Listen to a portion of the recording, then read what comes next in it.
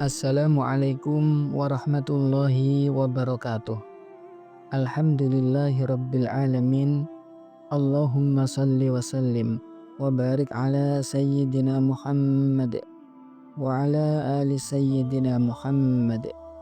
Sahabat beriman yang dirahmati Allah, insya Allah sebentar lagi kita akan menyambut bulan Dzulhijjah, salah satu waktu paling mulia dalam kalender Hijriyah. Sebuah kesempatan langka hadir kembali saat gema takbir terdengar dari masjid ke pelosok desa, dan hewan-hewan kurban mulai ditunaikan oleh jutaan umat Islam. Namun di antara kita mungkin terbesit bertanya, apakah berdosa bila kita tidak dapat menyembelih hewan kurban? Apakah kita kehilangan pahala yang besar hanya karena tidak cukup uang untuk membeli hewan kurban?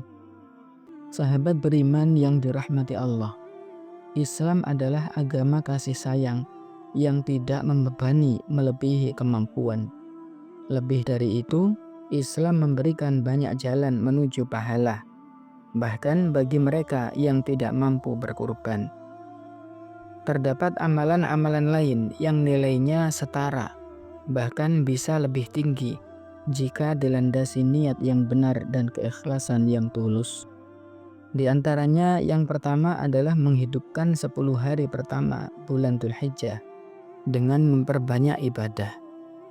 Rasulullah Shallallahu Alaihi Wasallam bersabda, tidak ada hari yang amal kebaikannya lebih dicintai Allah selain daripada 10 hari pertama bulan Dzulhijjah. Hari-hari ini adalah ladang emas untuk beramal. Setiap bacaan tasbih, sedekah, sujud dalam sholat sunnah, atau bahkan senyuman yang tulus, semuanya berpeluang besar meraih keberkahan dari Allah Subhanahu wa Ta'ala. Bahkan dalam sebuah hadis disebutkan bahwa amalan-amalan di 10 hari ini lebih utama dibanding jihad, kecuali bagi yang mengorbankan seluruh harta dan jiwanya di jalan Allah Subhanahu wa Ta'ala.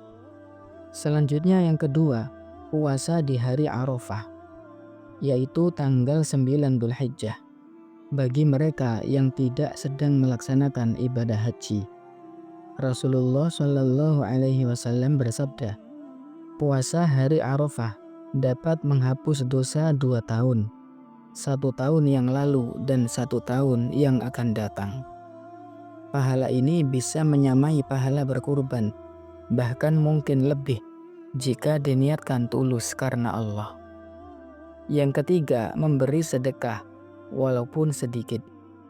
1 roti 1.000 rupiah atau bahkan sepotong makanan jika diberikan dari hati yang tulus bisa lebih utama daripada seekor kambing yang disembelih. Dalam sebuah hadis, Rasulullah Shallallahu Alaihi Wasallam bersabda, 1 dirham yang disedekahkan di jalan Allah lebih utama dibanding 100.000 dirham yang digunakan untuk hal lain. Jika kita belum mampu membeli hewan kurban, maka bantu mereka yang kesulitan, anak yatim, janda, orang miskin, atau yang terlilit hutang. Berikutnya yang keempat, memperbanyak zikir dan takbir di hari tasyrik, yaitu tanggal 11, 12, dan 13 Dzulhijjah.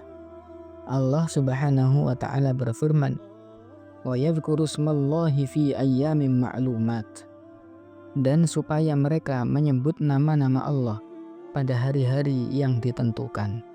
Sahabat beriman yang dirahmati Allah, itulah hari-hari tasyrik. Di hari-hari ini kita dianjurkan menggemakan takbir, tahmid, tahlil, dan tasbih. Gema takbir seperti Allahu Akbar, La ilaha illallah, Allahu Akbar walillahil hamd adalah bentuk syiar spiritual yang penuh cahaya dan keberkahan. Yang kelima, menyebarkan ilmu dan ajakan menuju kebaikan. Nabi Muhammad Shallallahu Alaihi Wasallam pernah bersabda kepada Ali bin Abi Thalib, jika Allah memberi petunjuk kepada seseorang, melalui perantaraanmu itu lebih baik dari unta merah. Unta merah adalah simbol kekayaan tertinggi di zaman itu. Maka siapapun yang mengajarkan kebaikan atau menuntun seseorang kembali ke jalan Allah, ia telah menghidupkan cahaya yang pahalanya terus mengalir bahkan setelah ia wafat.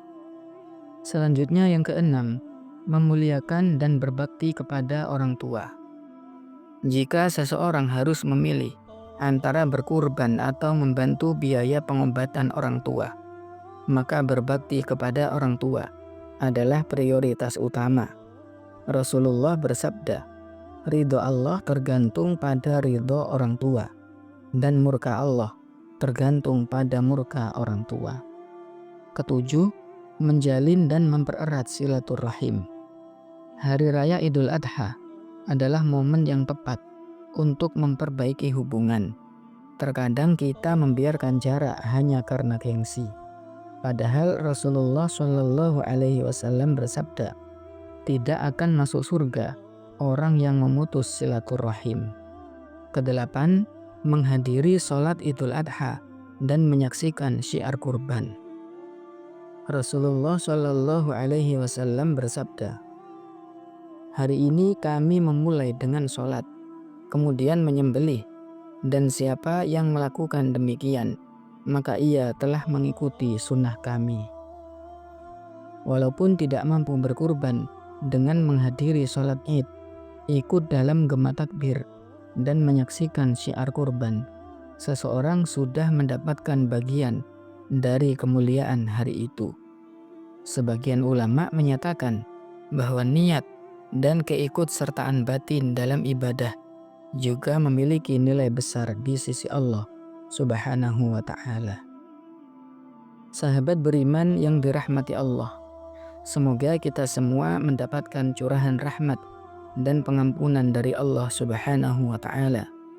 Semoga kita bisa meraih keutamaan Dzulhijjah walaupun tidak menyembelih hewan kurban sekalipun. Amin ya rabbal alamin. Wassalamualaikum warahmatullahi wabarakatuh.